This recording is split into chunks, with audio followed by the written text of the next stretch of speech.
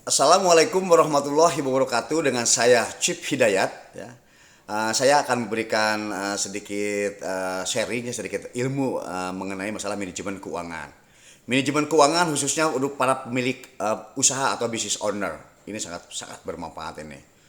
Nah, kalau seorang business owner atau seorang pemilik usaha itu harus melek finansial, ya harus melek keuangan. Supaya tidak dibodohi atau tidak di cheating ya, tidak di cheating atau ditipu oleh bawahannya ataupun stafnya gitu ya.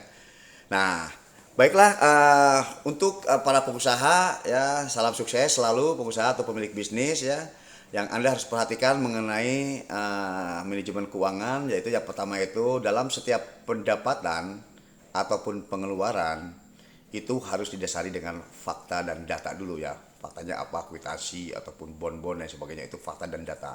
Tanggal berapa, capnya ada, verifikasi kepada vendor dan sebagainya dan sebagainya dan sebagainya, verifikasi kepada kliennya juga, khusus untuk mengenai fakta dan data. Kemudian setelah itu baru dianalisa transaksi. Analisa transaksi adalah menganalisa transaksi ini arahnya kemana. Apakah arahnya itu sebagai kepada aset perusahaan, apakah menjadikan suatu hutang, atau menjadikan suatu menambah modal atau mengurangi modal. Oke. Kemudian baru kita melakukan jurnal. Ya, jurnal apa yang tadi saya sudah sampaikan di dalam analisa transaksi itu menyangkut kepada jurnal. Jadi jurnal itu ada dua, double entry ya. Ketika Anda mengeluarkan pasti ada unsur yang pemasukannya. Itu kan misalnya contoh kecil aja, misalkan membeli meja gitu kan, membeli meja. Nah, uang keluar tapi kita meja dapat itu. Jadi harus ada dua, minimal dua yang terpengaruh gitu kan. Misalnya membayar gaji karyawan, uang hilang tapi kan biaya gaji karyawan muncul gitu kan. Jadi itu minimal ada dua dua pengaruh di dalam jurnal itu. Kemudian setelah jurnal itu ada yang disebut dengan buku besar ya, buku besar atau yang disebut dengan ledger atau buku besar. Nah, biasanya buku besar itu dibantu dengan yang namanya subsidiary ledger atau buku pembantu.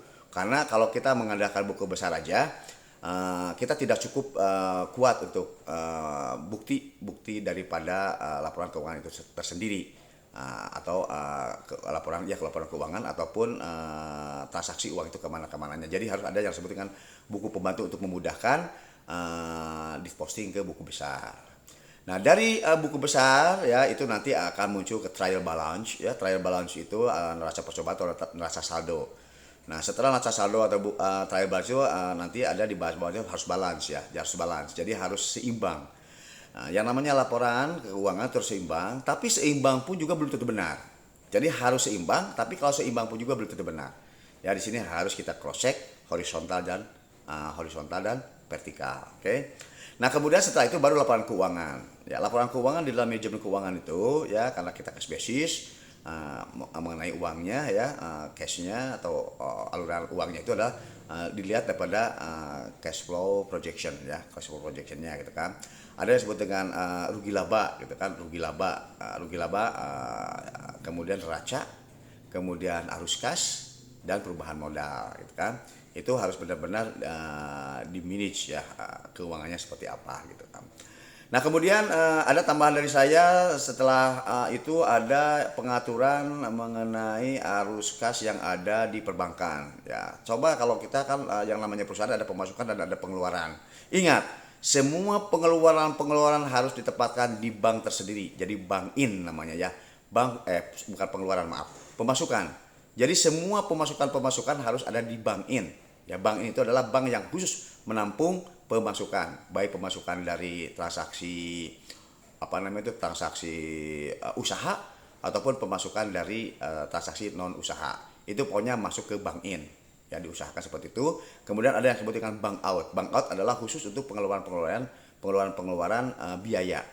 Biaya-biaya dari bank out. Ya, bank out itu bisa sumbernya bisa dari bank in gitu ya. Dari bank in kemudian dimutasikan ke bank out, kemudian dari bank out didistribusikan untuk pembagian-pembagian atau untuk pengeluaran-pengeluaran semua biaya-biaya gitu kan ya.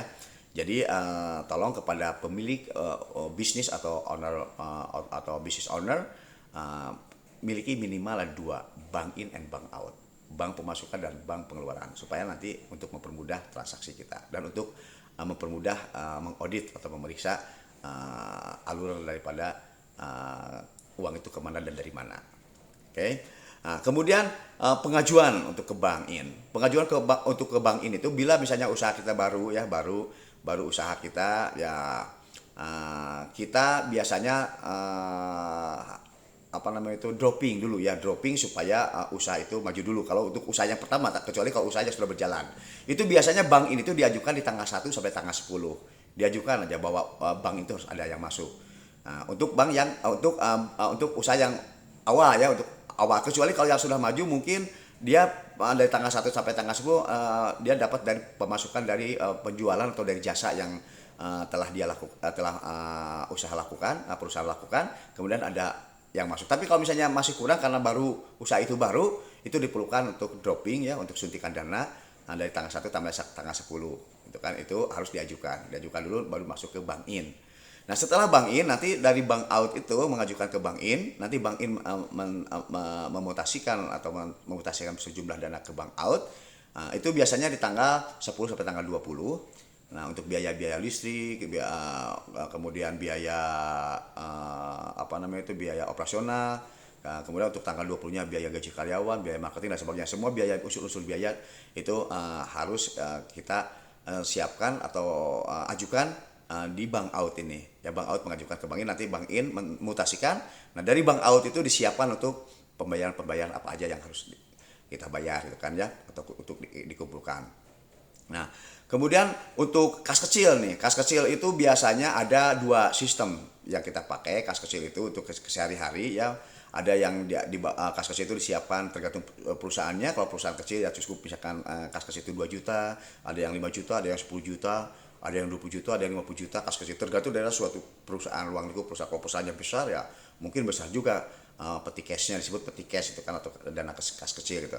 Nah, nanti dana kas kecil itu dimintakan kepada bank out itu ya, nanti dari bank out itu ada untuk alokasi dana kecil. Dana kecil itu ada dua sistem yang disebut dengan sistem impres dan sistem fluktuatif. Kalau sistem impres itu begini, dikumpul dulu ya tanggal 1 sampai tanggal 10, dikumpulin dulu biaya-biaya apa aja yang sudah dikeluarkan dari kas kecil ya. Tentunya diajukan dulu tanggal 1 kalau usahanya itu masih baru mulai, diajukan dulu pengisian kas kecil. Nah, setelah itu kalau yang sudah berjalan itu si kas kecil itu dari pendapatan juga, itu dari pendapatan masuk ke bank in ke bank out ke kas kecil.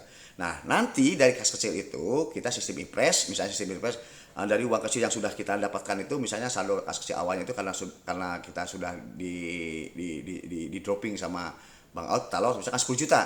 Nah, pada saat kita mengeluarkan kas kecil dari tanggal 1 tanggal 10 itu misalkan udah 7 juta atau 8 juta misalkan, atau tanggal 1 sampai tanggal berapa, pokoknya mau mendekati habis aja si cashnya itu dana impresnya dikumpulin misalnya 8 juta, misalnya cepet-cepet diajukan lagi 8 juta, itu kalau di sistem impres. Atau misalkan kita dana kecilnya misalkan 100 juta, setelah misalnya 80 juta atau 95 juta atau 20% lagi mau habis, kita ajukan ya, supaya peti cash kita aman. Itu tergantung jumlahnya, tergantung daripada perusahaan itu tersendiri ya. Kemudian kalau sistem fluktuatif itu sistem di mana begitu keluar langsung diajukan. Misalkan kas kecil keluar sekian, langsung diajukan untuk diganti, untuk di reimburse. Kemudian sekian lagi di reimburse. Itu dua faktor yang mengenai masalah cash in peti cash ya, mengenai cash in di peti cash gitu ya. Nah, sebelum lanjut ke materi yang lain, saya inginkan ini dipahami dulu ya, diulang-ulang lagi videonya, diulangi lagi karena kita supaya ke depannya itu tidak salah paham. Selanjutnya saya akan memberikan video yang berikutnya, memberikan yang namanya cash flow projection. Cash flow projection itu bagaimana proyeksi cash kita untuk suatu project. Nah, ini sangat berguna juga bagi owner bisnis, karena di dalam suatu owner bisnis itu harus ada projectionnya, proyeksi ke depan itu cash flow itu akan seperti apa, harus diatur dari awal gitu, agar supaya cash flow itu terjaga. Cash flow jangan sampai negatif ya, ya. Yang penting cash flow harus positif. Nanti kita juga akan membahas mengenai masalah rasio hutang kita terhadap piutang kita gitu. Nah, itulah nanti kita bahas untuk video selanjutnya. Yang jelas ini mohon dipelajari dulu sebaik-baiknya, sepaham-pahamnya ya. Demikian dari saya, mohon maaf apabila ada kekurangannya. Pusikum wa nafsi bitaqwallahi. Wassalamualaikum warahmatullahi wabarakatuh.